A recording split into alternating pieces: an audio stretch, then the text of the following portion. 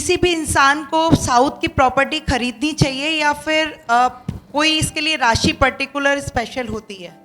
अब ऐसी बात है कि अगर साउथ के नाम से आपको कोई डरा रहा है, जैसे समझ लो कि हम लोग जब बचपन से ये साउथ के नाम से सुनते आ रहे हैं कि साउथ में ये होगा, साउथ में वो होगा। સાચી વાત એ છે કે સાઉથનો જે સ્વામી છે ને સાહેબ, સાઉથના સ્વામી છે એ યમરાજા છે. હવે આપણને નાનપણથી યમરાજાના નામે બીવડાવવામાં આવે છે કે નહીં? યમરાજાના નામે.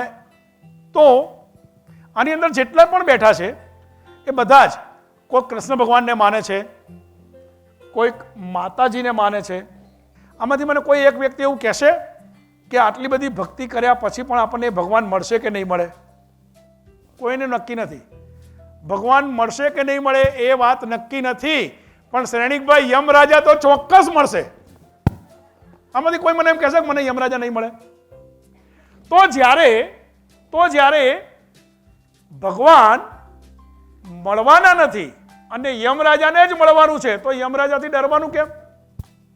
તો સાઉથના નામે ક્યાંક ને ક્યાંક યમરાજાના નામે અમે ડરાવીએ છીએ.